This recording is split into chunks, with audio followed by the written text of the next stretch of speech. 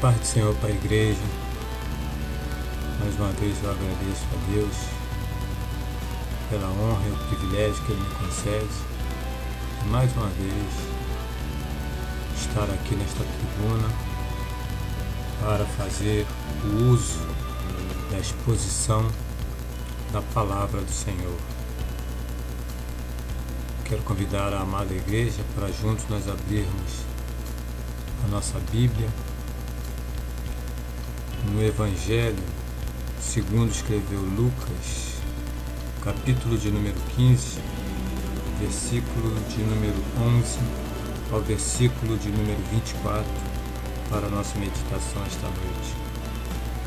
Essa passagem é muito conhecida, Muito conhecida nossa, do povo evangélico, que é a parábola do filho pródigo. E nos diz assim a palavra do nosso Deus nesta noite. E disse um certo homem tinha 2 filhos, e o mais moço deles disse ao pai: Pai, dá-me a parte da fazenda que me pertence. E ele repartiu por eles a fazenda. E poucos dias depois, o filho mais moço, ajuntando tudo, partiu para uma terra longínqua, e ali desperdiçou a sua fazenda, vivendo dissolutamente. E havendo ele gastado tudo, houve naquela terra uma grande fome, e começou a padecer necessidades. E foi e chegou-se a um dos cidadãos daquela terra, o qual o mandou para os seus campos a apacentar porcos, e desejava encher o seu estômago com as bolotas que os porcos comiam, e ninguém lhe dava nada. E caindo em si, disse: Quantos trabalhadores de meu pai têm abundância de pão, e eu aqui pereço de fome. Levantar-me-ei e irei ter com meu pai, e dir-lhe-ei: Pai, pequei contra o céu e perante ti, e já não sou digno de ser chamado teu filho. Faze-me como um dos teus trabalhadores. E levantando-se foi para seu pai. E quando ainda estava longe, viu o seu pai, e se moveu de íntima compaixão. E correndo, lançou-se-lhe ao pescoço e o beijou. E o filho lhe disse: Pai, pequei contra o céu e perante ti, e já não sou digno de ser chamado teu filho. Mas o pai disse aos seus servos: Trazei depressa a melhor roupa, e vesti-lhe, e ponde-lhe um anel na mão, e sandálias nos pés. E trazei o bezerro cevado, e matai-o, e comamos, e alegremo-nos, porque este meu filho estava morto, e reviveu, tinha-se perdido, e foi achado. E começaram a alegrar-se. Amém?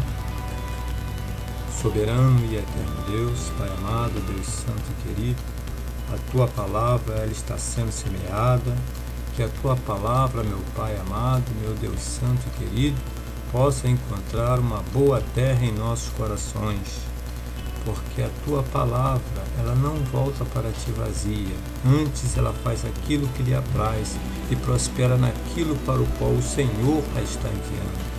Pois a Tua palavra ela é digna de toda aceitação, porque a Tua palavra é inerrante, e operando o Senhor através da Tua palavra, quem poderá impedir? Pai, sê conosco, fala profundamente aos nossos corações, pois isso é o que nós Te pedimos e desde já Te agradecemos, em nome de Jesus. Amém. Podeis assentar, meus amados. Louvado e engrandecido seja o nome do Senhor. Amados e queridos, se eu fosse dar um título, um tema para esta pregação, eu daria o seguinte título: 3 passos para a restituição. Porque aqui, meus amados e queridos irmãos, nós vemos uma coisa acontecendo, e esse fato ele ocorreu, na verdade, com a humanidade. Aqui nós vemos que o Pai, ele representa a Deus, E esse filho que saiu da casa do Pai representa a humanidade caída, Então, porque nós precisamos entender o que é restituição. Restituição é devolver, repor, fazer voltar, retornar, compensar, ressarcir, enviar ou encaminhar ao lugar de origem, ou seja, devolver alguma coisa ou alguém ao seu lugar de origem ou ao seu estado original. Então, esse tema se encaixa perfeitamente, essa passagem se encaixa perfeitamente nesse tema de restituição. E aqui nessa passagem nós aprendemos 3 passos importantíssimos para a nossa restituição em todas as áreas da nossa vida. Louvado, engrandecido seja o nome do Senhor. Quero compartilhar com os irmãos aquilo que o Espírito Santo de Deus tem colocado no meu coração. Quero dizer para os irmãos, o primeiro passo para nós conseguirmos a restituição é nos conscientizarmos de que nós já estivemos em condições melhores do que a nossa situação atual. Entendeu? Porque aqui no versículo 17, veja o que o jovem diz, veja o que a palavra de Deus diz. E caindo em si, disse: quantos trabalhadores de meu pai têm abundância de pão, e eu aqui pereço de fome.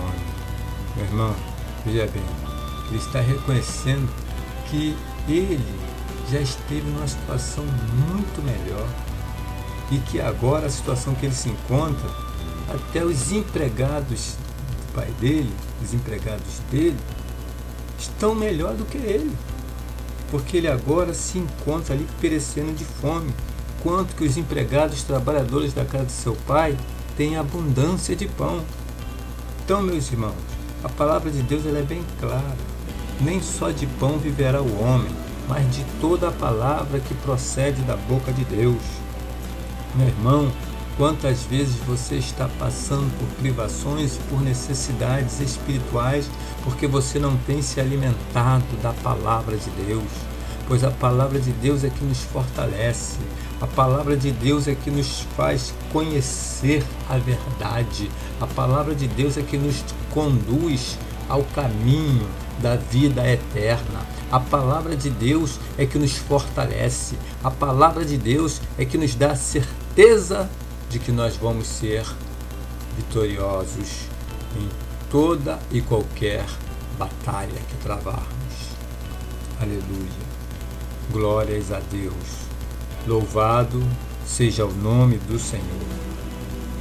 Então, nesse primeiro passo que nós temos que nos conscientizar, nós temos que fazer uma análise da nossa vida. Nós temos que parar. Existe certos momentos da nossa vida que nós temos que parar e fazer uma análise da nossa vida. Poxa, eu já estive melhor. Onde foi que eu errei para eu ter vindo parar nesse lugar, para eu estar passando por essa situação? Então, meu irmão, é necessário isso. É necessário nós termos essa reflexão, esse momento de reflexão. O segundo passo para nós conseguirmos a restituição, seja em qualquer qualquer área da nossa vida, mas principalmente na área espiritual, é tomarmos uma posição de arrependimento, reconhecendo o nosso erro e a nossa necessidade de pedir perdão pelos nossos pecados ao Pai. Nós vemos aqui nessa passagem em Lucas 15, versículo 18 e 19, que diz assim: levantar-me-ei e irei ter com meu pai, e dir-lhe-ei: Pai, pequei contra o céu e perante ti. Olha só, ele está fazendo o que? Ele está tomando uma posição. Ele está tomando uma posição de arrependimento. Ele está reconhecendo o seu erro. Ele está reconhecendo o seu pecado. Ele reconhece que precisa do perdão do seu Pai para restaurar a sua vida, para que ele seja restaurado ao seu lugar original. E ele continua dizendo: eu já não sou digno de ser chamado teu filho, faze-me como um dos teus trabalhadores. Meu irmão, nós não somos dignos de ser chamados filhos de Deus. Nós não somos dignos da obra maravilhosa que Deus realizou por nós, porque diz a palavra de Deus que Cristo morreu por nós, sendo nós ainda pecadores. Diz a palavra de Deus que o amor de Deus, né, ele é uma coisa muito profunda, é uma coisa muito grande, porque a palavra de Deus, ela diz que Deus amou o mundo de tal maneira que deu seu Filho unigênito, para que todo aquele que nele crê não pereça, mas tenha a vida eterna.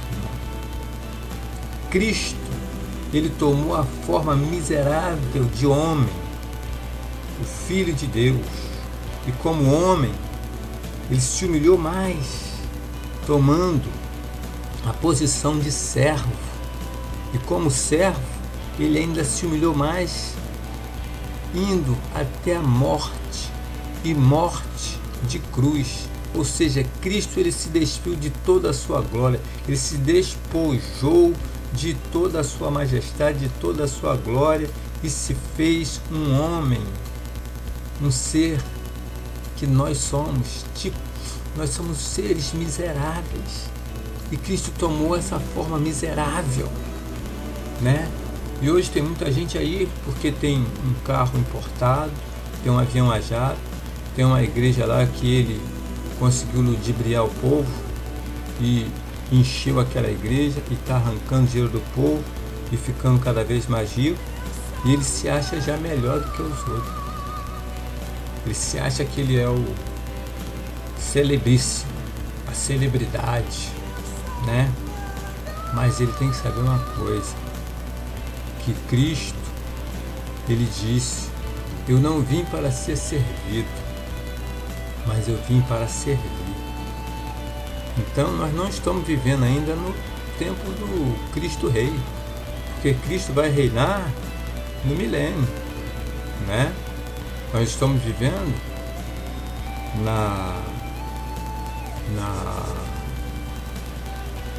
nós estamos vivendo o período do Cristo servidor, que veio dar o exemplo de servidão, veio dar o exemplo de humildade, de humilhação diante do Pai, né?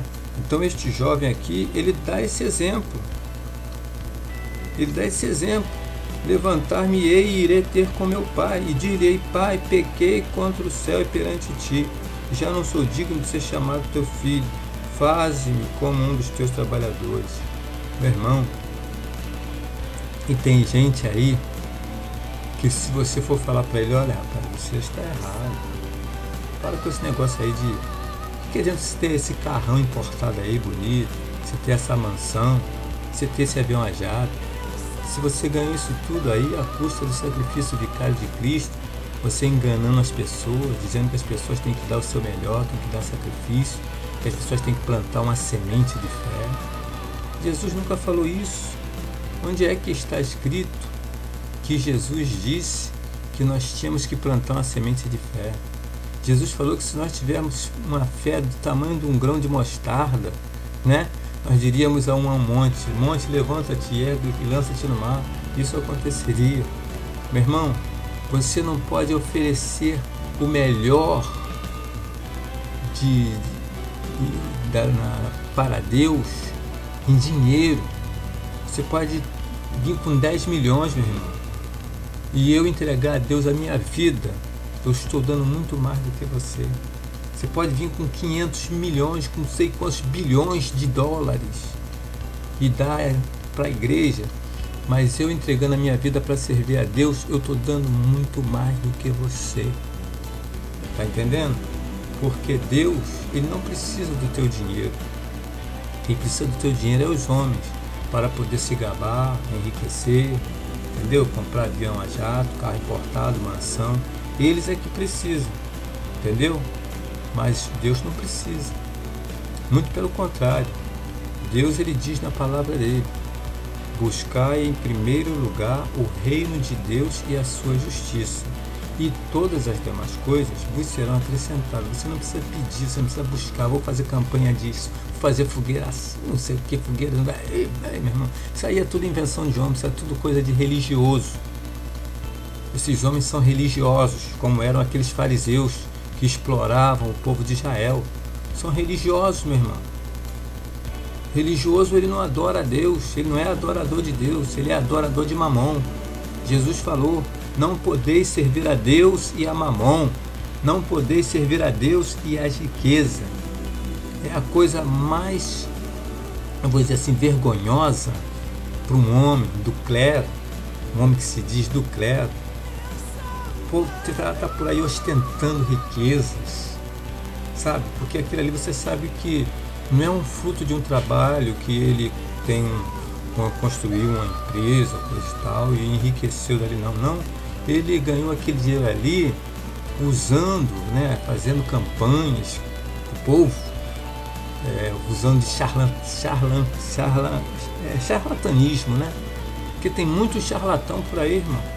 Charlatão mesmo, que fala que Deus vai te dar uma coisa se você fizer um sacrifício, uma oferta, coisa e tal. E na palavra de Deus não diz nada disso. Basta você fazer uma hermenêutica simples que você não encontra Deus falando isso. Mas você encontra Deus falando o seguinte: se quiserdes e ouvirdes, comereis o melhor desta terra. Se quiserdes e se ouvir. Você só precisa querer e você precisa dar ouvido à voz de Deus, não à voz de homens, que homens são todos enganadores. Porque a palavra de Deus diz: seja todo homem mentiroso, mas Deus verdadeiro. E Deus, Ele na sua infinita misericórdia, Ele tem nos concedido, né, suas bênçãos, né, quando nós precisamos de uma cura. Quantas vezes, né, Deus tem operado. Mas isso, meu irmão, está ali na onipotência de Deus. Ele não é obrigado a fazer, ele faz se ele quiser. Vou botar Deus, vou imprensar Deus na parede, Deus tem que me dar, Deus tem que fazer. Eu não aceito, eu não quero. Irmão, isso aí tá fora, entendeu? Isso aí é um evangelho laico que estão pregando aí para você, é uma mentira que estão te ensinando. Porque Deus, quando chamou Paulo, Jesus quando chamou Paulo, né, ele não disse para Paulo, ele não disse para Ananias: vai, porque este é um vaso escolhido para mim, e ele saberá o quanto ele deve enriquecer por causa do meu nome. Foi isso que ele falou? Não, ele disse: vai, que este é um vaso escolhido para mim, para levar o meu nome diante dos reis da terra, diante dos gentios, e ele saberá o quanto ele deve padecer por amor ao meu nome. Então, meu irmão, para nós termos uma restituição em qualquer área da nossa vida, e principalmente na área espiritual, nós precisamos tomar uma posição de arrependimento, reconhecendo o nosso erro e a nossa necessidade de pedir perdão pelos nossos pecados ao nosso Pai.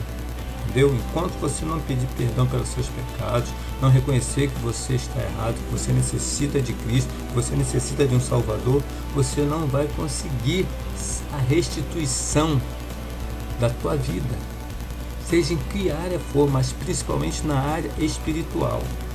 Louvado, engrandecido seja o nome do Senhor. E o terceiro passo para nós conseguirmos a restituição é nos humilharmos na presença do Pai. É nos humilharmos na presença do Pai das misericórdias, porque Ele é grande em longanimidade e certamente está à nossa espera para nos perdoar e nos restituir ao nosso estado de origem, que é ao seu lado, né? Porque Deus amou o mundo de tal maneira que deu seu Filho unigênito para que todo aquele que crer nele não pereça, para que todo aquele que crê no nome de Jesus não pereça, mas tenha a vida eterna. E Deus prova o seu amor para conosco em que entregou o seu Filho Jesus para morrer em nosso lugar, sendo nós ainda pecadores. Quanto o povo tinha dado para que Deus mandasse Jesus? O povo não tinha dado nada, meu irmão. O povo não fez sacrifício nenhum. Está me entendendo? Cuidado com esses mentirosos que andam por aí. Cuidado com esses mentirosos que andam por aí, meu irmão. Porque Deus, Ele não quer saber do teu dinheiro. Ele quer saber do teu coração. Ele quer um coração sincero, um coração voltado para servir a Ele. Ele quer homens e mulheres que preguem a sua palavra com verdade. Está entendendo? Não quer enganadores por aí que ficam enganando os outros. Esse programa vai acabar, não pode acabar. Que chorando, né? Que eles vão chorando, esse programa não pode acabar. Porque se esse programa acabar, quantas pessoas vão estar sofrendo? Meu Deus do céu. No tempo de Paulo e dos apóstolos, eles ganharam muito mais gente do que esses pessoal da televisão. Porque eu acho que, na verdade, esse pessoal da televisão aí, eles têm feito muitas pessoas evitarem a igreja. Sabe por causa de quê? Porque o pessoal vê a ganância deles. Só eles que não vê. Mas o pessoal vê que eles são gananciosos, vê que eles são avarentos, vê que eles são mentirosos, vê que eles ficam brigando entre si por causa de horário, por espaço da televisão, vê que eles ficam entrando em debates profanos, coisa que a palavra de Deus diz na carta a Timóteo. A palavra de Deus é bem clara: evita os falatórios profanos, que não servirão para edificação, mas antes para piorar, tornar a coisa pior. Então esses caras vão para a televisão para fazer debates aí sobre leis. Meu irmão, quem tem que cuidar de lei é deputado. Eu votei, certo? E o deputado, eu escrevo para ele: deputado, o senhor tem que tomar providência, o senhor toma providência aí. Agora eu não tenho que me envolver nesse tipo de coisa, porque eu não fui chamado para isso. O deputado, sim, ele tem que ir lá, e se ele, eu quero o voto dos cristãos porque eu vou lutar em prol da defesa da moral, dos bons costumes, da família, vou lutar em prol disso. Então eu vou dar o meu voto para ele, e depois eu vou cobrar ele, o deputado. O senhor não está fazendo nada, esse problema aí o senhor tem que resolver esse problema aí, porque o senhor é um legislativo, o senhor é do legislativo. E eu tenho que cuidar do rebanho de Deus, de alimentar o povo de Deus, de dar a palavra, ensinamento, a dar a palavra do povo de Deus. Eu vou para lá me meter, vou para debate em televisão com pessoas, de repente, que não têm um caráter, né? Eu vou estar me metendo em falatórios profanos. Mas eu quero saber lá que eu estou me metendo em falatório profano, desde que eu faça fama, né? 5 minutinhos de fama ali, 10 minutinhos de fama. Eu vou lá, rapaz, porque eu quero ser famoso. Eu já ouvi um homem dizer que eu quero influenciar. Bem, você está influenciando, está se envolvendo na política, está se metendo aí com ladrões. Agora você está querendo tirar o seu fora, porque eu descobri que o cara está roubando. E você, não, Eu nunca apoiei fulano, nunca apoiei Bertano. Meu irmão, agora tu tá correndo? Fica junto com o cara, rapaz. Eu, hein? Que... Fica junto com o cara. Tu tava junto com o cara, agora fica junto com o cara. Em vez de dizer que você não tava, porque você tava. Eu sei que eu te conheço, porque eu já ouvi você falar. Eu quero influenciar. Então, se você quer influenciar, você tem influenciado. Não tem influenciado. Não quer influenciar? Você tem influenciado. Você tem influência aí, meu irmão, no meio dos caras. Sabe lá se o cara tá livrando você aí de gastar um dinheiro. Tá? Ó, não sei não, meu irmão. Não sei não, mas esse negócio aí do jeito que tem crente envolvido com política aí, se o Ministério Público começar a investigar, fazer uma CPI das igrejas evangélicas, esse negócio aí vai mostrar que tem muito pastor ladrão aí, hein? Pastor não, porque pastor é um homem de Deus. Falso pastor.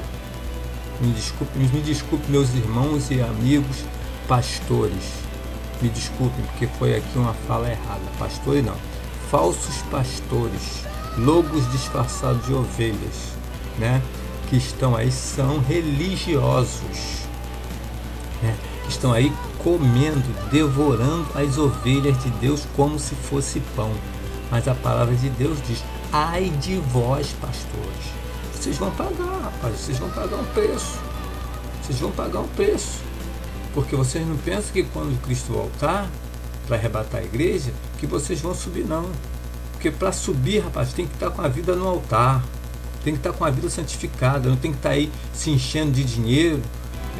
Não tem que estar aí fazendo inimizade, fazendo patotinha para vou acabar com o ministério do fulano. Fulano falou contra mim, eu vou quebrar, vou acabar com o ministério dele. Você não tem aí que fazer isso não, rapaz. Deus diz que nós temos que perdoar o nosso irmão. Quando Pedro perguntou ao Senhor, quantas vezes eu devo perdoar meu irmão? 7 vezes? Ele falou, 70 vezes 7. Mas você não perdoa ninguém. Não, o cara vacilou comigo, vou acabar com o ministério dele. E você quer subir para o céu, rapaz? O céu não é o seu lugar não, rapaz. Seu lugar é no inferno. Pode se preparar para ir para lá. Então, meu irmão, é necessário que nós tenhamos, né, essa humildade para nos humilharmos na presença do Pai, porque sabemos que o Pai tem misericórdia de nós, né? O Pai não é um carrasco. O nosso Pai não é homem, não é pastor que você comete um erro e ele quer destruir o teu ministério. Vou acabar com esse cara. Vou ligar para fulano, para Bertão, para minha patotinha e vou acabar com o ministério dele. É porque ele age assim. Eu conheço. Eu estive lá, meu irmão. Ó, eu estive nos intestinos da religiosidade. Entendeu? Então eu sei do que eu estou falando. Estou falando de cara que só fala em grana. Que só fala em ganhar grana. O negócio é ganhar grana, meu irmão. O negócio é tirar grana do povo. O negócio é ganhar grana. Entendeu? Então você tem que inventar um montão de coisa para ganhar grana. E se você quiser ficar no meio deles, meu irmão, você vai ter que fazer parte do jogo deles. Você vai ter que fazer parte do esquema deles. Eu não faço parte de esquema, tá me entendendo? Porque o meu negócio é com Deus. Entendeu? É Deus quem me guarda e me livra desses homens violentos, desses homens sanguinários. Porque esses homens não são fáceis, não. Tá pensando que eles são aquela coisa... pastorzinho, rapaz, você não sabe com quem você está lidando não, rapaz. Eu, graças a Deus, estou debaixo da mão de Deus, senão eu já estava até morto, entendeu? Mas eu estou debaixo da graça de Deus, debaixo da mão de Deus, entendeu? Então Deus é que tem me guardado e me livrado. Irmãos, fique atento.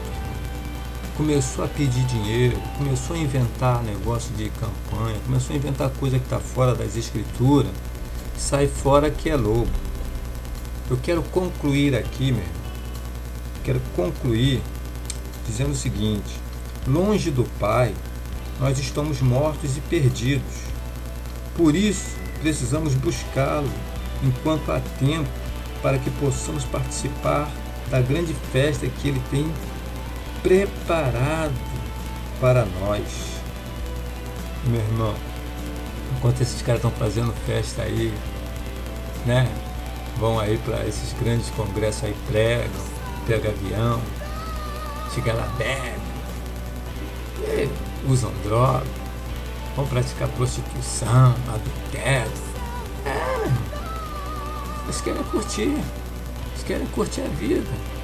Aí vão, né? Estão fazendo uma festa, preguei, viu como é que deram glória, pá. O pessoal como é que glorificava, o povo pulava, o povo rodava, o povo, né? Eles querem isso, eles querem esse tipo de coisa aí. Mas nós não fazemos nada de nós, nem para nós. Tudo que nós fazemos é para a honra e para a glória do nome do Senhor. Não fazemos nada para glorificar o nosso nome ou para nós termos alguma coisa nessa terra. Porque o nosso tesouro não está no céu, mas não está na terra, mas está no céu, de onde também esperamos o nosso Salvador e Senhor, Jesus Cristo, que virá nos buscar para nos tirar dessa terra, para nos levar para um lugar muito melhor, né? E ali naquele lugar sim é que nós faremos festa, porque ali nós queremos, né, participar das bodas do Cordeiro. Essa é a festa, né, que o Senhor tem preparado para nós. Como aqui, ó, quando esse filho se arrependeu, que chegou lá, ele matou o bezerro cevado e fizeram ali uma festa e começaram a se alegrar. Vai ter gente que não vai gostar do porquê Deus vai fazer festa para você. Entendeu? Sabe por causa de quê? Porque era um joio. Tem joio mesmo, misturado. Tem joio. Não é só o crente de banco que é joio, não. Tem pastor que é joio. Tem homem. Pastor não. Perdoa mais uma vez, meus irmãos. Tem falsos pastores que são joio mesmo. É o joio, é falso pastor, é joio. Não é trigo. Entendeu? Então vai ser lançado no inferno. E ele não quer que você participe das bodas do Cordeiro. Então ele começa a te ensinar um monte de coisa que não está na palavra de Deus. É como Jesus falou para os fariseus: vocês fazem um prosélito pior ainda do que vocês. Pode ver esses homens aí que ganharam muito dinheiro aí à custa do sacrifício vicário de Cristo, à custa de todo aquele sofrimento de Cristo, né? À custa do trabalho, do suor do rosto de homens trabalhadores que vão lá com fé, né? Simplicidade, né? Vão lá e acreditam que aqueles homens são homens de Deus e fazem suas ofertas, acreditando, confiando, né? E muitos porque também tem olho grande, quer também se dar bem, aí se ferra lá também, né? Porque cai no conto do vigário. Porque na verdade esses caras aí para mim são tudo 171, armam o conto do vigário. Aí acabam mesmo, eles se dando mal também lá. Mas que você, meu irmão, possa ficar atento, entendeu? Nesses 3 passos que você precisa dar para que Deus venha a restituir, fazer uma restituição na tua vida, em todas as áreas da tua vida, né? Mas principalmente na área espiritual. Você precisa, meu irmão, ter os seus olhos abertos, porque o príncipe deste século enganou e cegou os olhos das pessoas, que as pessoas não veem quando estão diante de um falso pastor, de um falso profeta. Elas não reconhecem, né? Mas que Deus possa ter misericórdia de nós e abrir os nossos olhos, abrir os nossos ouvidos, para que quando nós ouvirmos aqueles homens falando lá do púlpito, nós identificarmos: epa, essa voz não vem do verdadeiro pastor, não. Essa voz, eu não conheço essa voz, não. O verdadeiro pastor nunca falou assim. Então como é que isso aí é falso pastor? Sai fora porque é lobo, meu irmão. Entendeu? Mas consagra a tua vida a Deus. Vive uma vida de santidade diante de Deus. Uma vida de humildade. Uma vida onde você possa praticar o amor fraternal para com o seu próximo, né? E não fazer como aquele sacerdote ou aquele levita que passaram de largo e não ajudaram aquela pessoa que estava necessitada, né? E que Deus possa nos abençoar e que a palavra de Deus, né, o Espírito Santo de Deus possa trabalhar de uma forma que nós venhamos a compreender mais e mais essa palavra que Deus tem falado aos nossos corações. Eu agradeço essa oportunidade e que o Espírito Santo de Deus continue nos dando discernimento e direção para fazermos a sua obra. Rogo as orações da igreja por mim, pelo meu ministério, em nome de Jesus. Amém? Amém. Deus abençoe a todos, em nome de Jesus. Amém.